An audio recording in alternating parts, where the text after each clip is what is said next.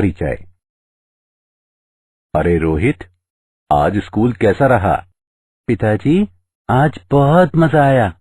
और तुम्हारा खेल कैसा रहा? मजेदार। मुझे खेल में दूसरा स्थान मिला। बहुत बढ़िया। धन्यवाद पिताजी। पिताजी, उस कार को देखिए, उससे क्या उत्सर्जित हो रहा है? शीशा ऊपर कर दो बेटा। कार से उत्सर्जित होने वाला पदार्थ वायु प्रदूषण पैदा करता है। ये पदार्थ हमारे स्वास्थ्य को भी प्रभावित करते हैं और इनसे दमा जैसे रोग होते हैं। क्या हम इसे रोक नहीं सकते पिताजी? हम वायु प्रदूषण को विभिन्न तकनीकों का उपयोग कर नियंत्रित कर सकते हैं। क्या तुम जानने के इच्छुक हो? हाँ पिताजी। ठीक है, मैं तुम्हें वायु व जल प्रदूषण के बारे में विस्तार से बताता हूँ।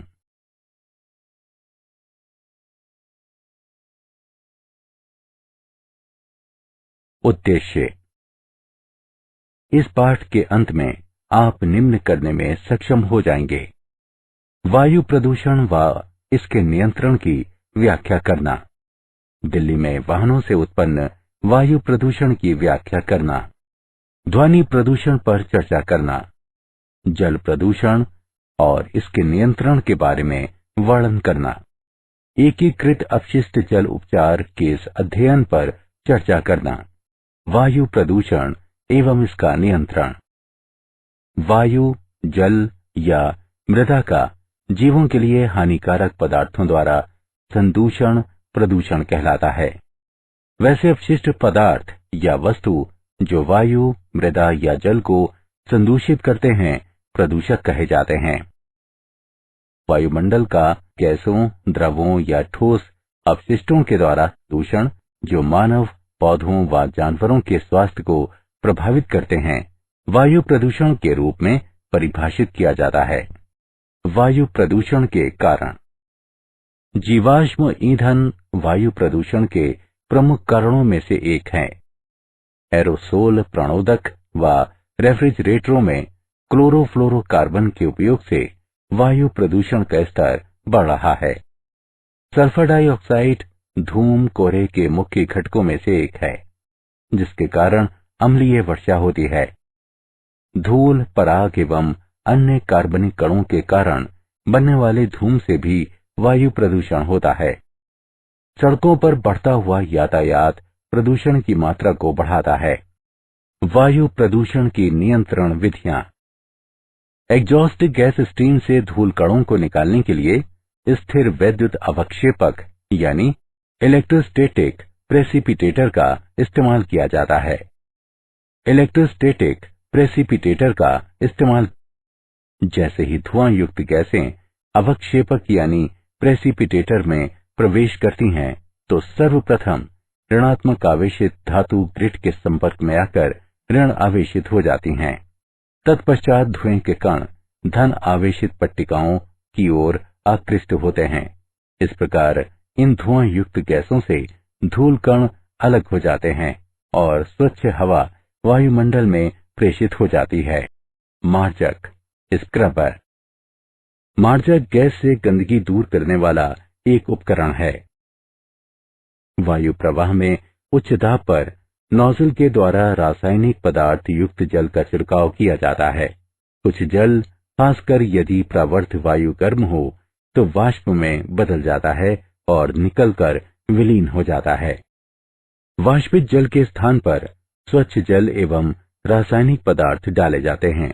इस प्रक्रिया से उत्पन्न गर्द एवं प्रदूषण उत्पादों को समय समय पर नाली के सहारे निकाल दिया जाता है। वायु प्रदूषण के प्रभाव। वायुमंडल में उपस्थित प्रदूषकों के कारण दमा जैसा चिरकालिक रोग हो जाता है।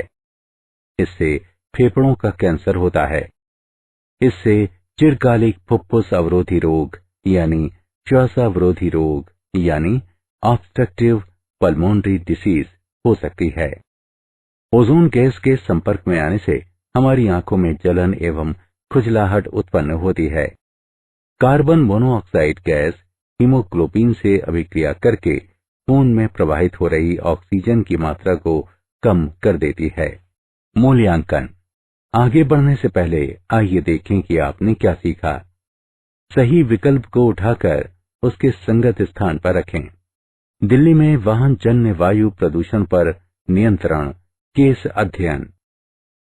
दिल्ली का विभिन्न क्षेत्रों, उद्योग, परिवहन एवं आवास में विकास हुआ है, जिसके फलस्वरूप वायु प्रदूषण में वृद्धि हुई है। इससे स्वास्थ्य के खतरों में वृद्धि होती है, जो श्वास रोगों में हुई वृद्धि में स्पष्ट दिखाई देते हैं। पिछले 8 वर्षों में दिल्ली में वायु प्रदूषण के स्तर में 5 गुना वृद्धि हुई है। रिपोर्ट के अनुसार दिल्ली में रहने वाले लोग सांस के साथ जहर ले रहे हैं।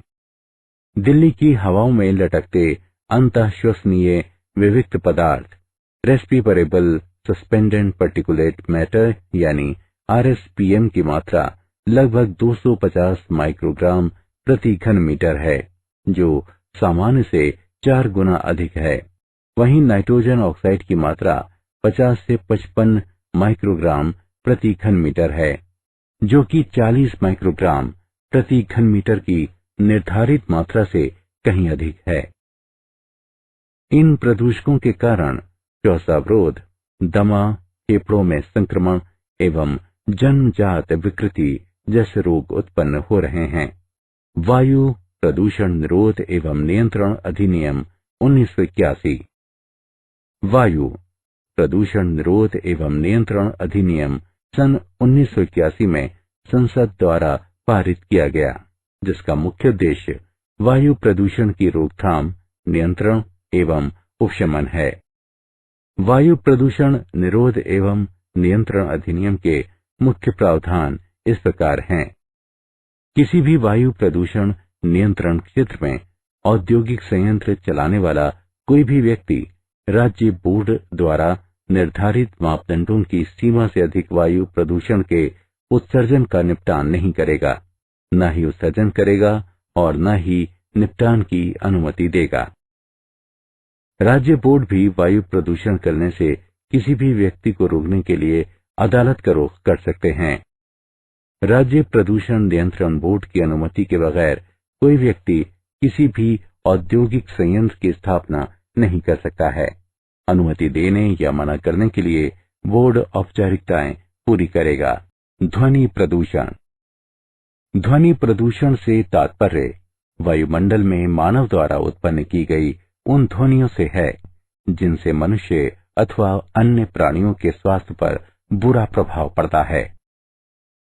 ध्वनि प्रदूषण के प्रमुख स्रोतों में से कुछ इस प्रकार हैं। यातायात।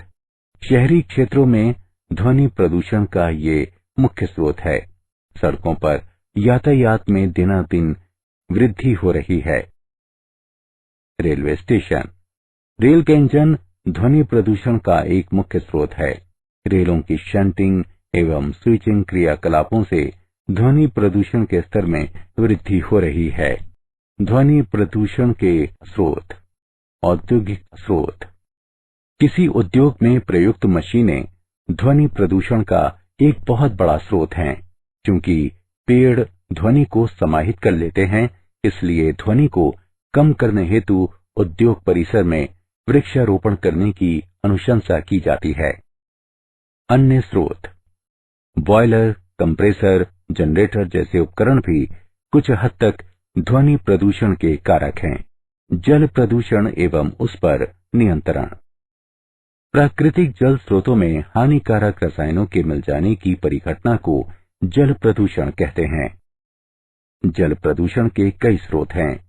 नदियों में छोड़ा गया शहरों का जल एवं औद्योगिक अपशिष्ट प्रमुख स्रोत हैं। अपशिष्ट जल के केवल 10% का शोधन किया जाता है। शेष जल जलाशयों में छोड़ दिया जाता है।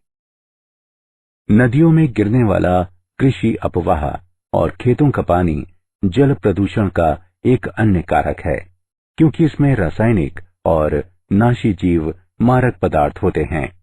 घरेलू अपजल और औद्योगिक बहिस्रावी पदार्थ। घरों से उपयोग के बाद फेंका हुआ जल घरेलू मल जल कहलाता है। इसे सैनिटरी सीवेज भी कहते हैं। इस मल जल में लंबित पदार्थों के साथ साथ कई प्रकार की घुलनशील गंदी वस्तुएं भी होती हैं। इन गंदी वस्तुओं में जैव पदार्थ तथा पौधों के पोषक पदार्थ होते हैं। भोजन और सब्जी के अपशिष्ट इसके मुख्य जैव पदार्थ हैं और पादप पोषक पदार्थों का मुख्य स्रोत रासायनिक साबुन एवं वॉशिंग पाउडर इत्यादि हैं। घरेलू मलजल का निपटान एक गंभीर समस्या है। जैव रासायनिक ऑक्सीजन की आवश्यकता। सूक्ष्म जीवों द्वारा जैविक पदार्थ के अपघटन के लिए वांछित ऑक्सीजन की मात्रा को बायोकेमिकल ऑक्सीजन डिमांड या जैव रासायनिक ऑक्सीजन आवश्यकता कहते हैं। जैव रासायनिक ऑक्सीजन आवश्यकता की सहायता से उस जैव पदार्थ की मात्रा को मापा जाता है जो मलजल में अपघटित हो सकता है। ये मलजल शोधन संयंत्र के निर्माण का सर्वाधिक महत्वपूर्ण पैरामीटर है। घुलित ऑक्सीजन जल की गुणवत्ता के निर्धारण का एक महत्वपूर्ण कारक है। घुलित ऑक्सीजन की सांद्रता जितनी अधिक होगी, जल की गुणवत्ता उतनी ही अच्छी होगी। जैव आवर्धन। जैव आवर्धन यानी बायोमैग्निफिकेशन वह प्रक्रिया है जिसके द्वारा बृहद रूप से सांद्रित नाशी जीव मारक डाइक्लोरो डाइफेनाइल ट्राइक्लोरोएथीन यानी डीडीटी जैसे खास रासायनिक पदार्थों को आहार श्रृंखला के शीर्ष के प्राणियों को पहुंचाया जाता है।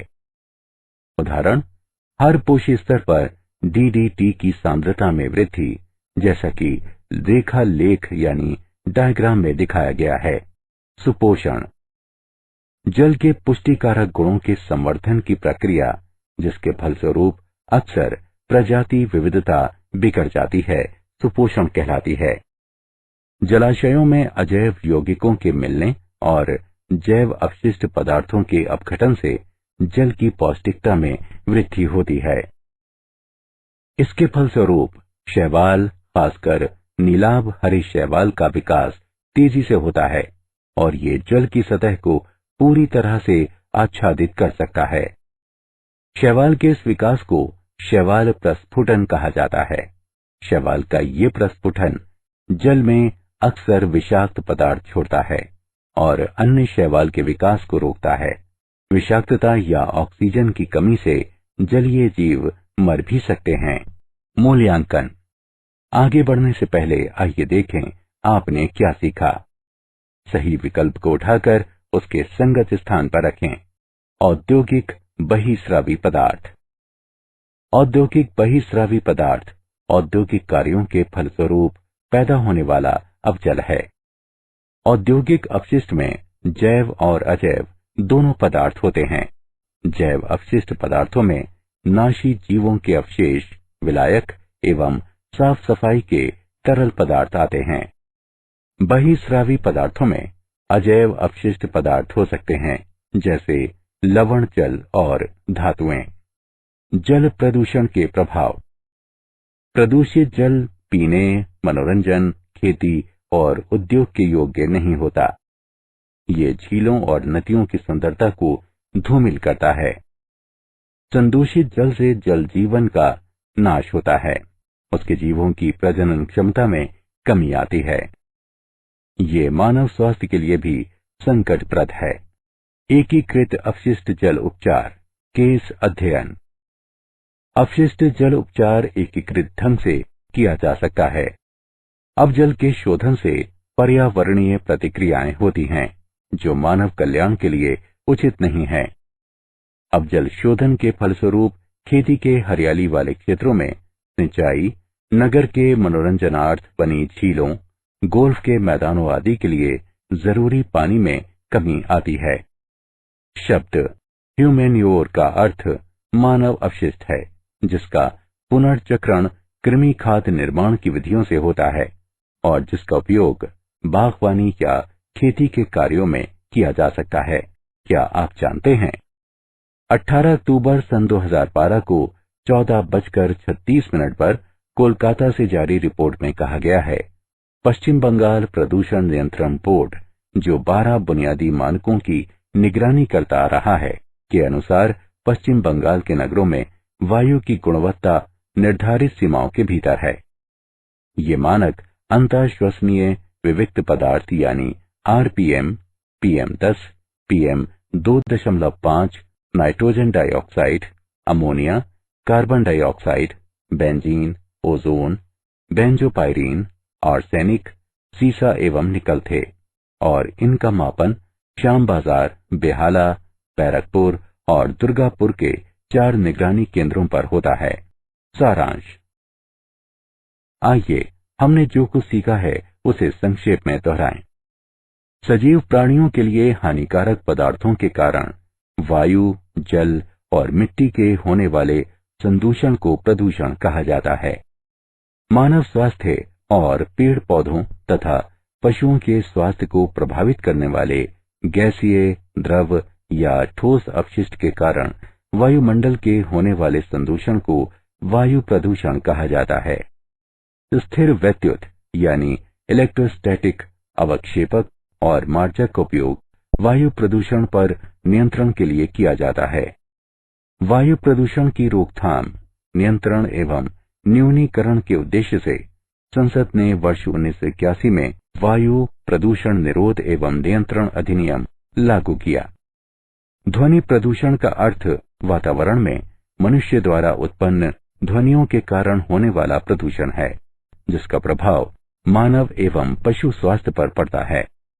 प्राकृतिक जलाशयों में हानिकारक रासायनिक पदार्थों के मिलने से उत्पन्न प्रदूषण को जल प्रदूषण कहा जाता है। मुख्य स्रोत नगर अवजल और औद्योगिक कचरा हैं। अवजल के जैव पदार्थों को नष्ट करने हेतु सूक्ष्म जीवों के लिए आवश्यक ऑक्सीजन की मात्रा ऑक्सीजन की मांग कहलाती है। जैव आवर्धन यानी बायोमैग्निफिकेशन वह प्रक्रिया है जिसके द्वारा बृहद रूप से सांद्रित नाशी जीव मारक डाइक्लोरो डाइफिनाइल ट्राइक्लोरोएथीन यानी डीडीटी जैसे खास रासायनिक पदार्थों को आहार श्रृंखला के शीर्ष के प्राणियों को पहुंचाया जाता है।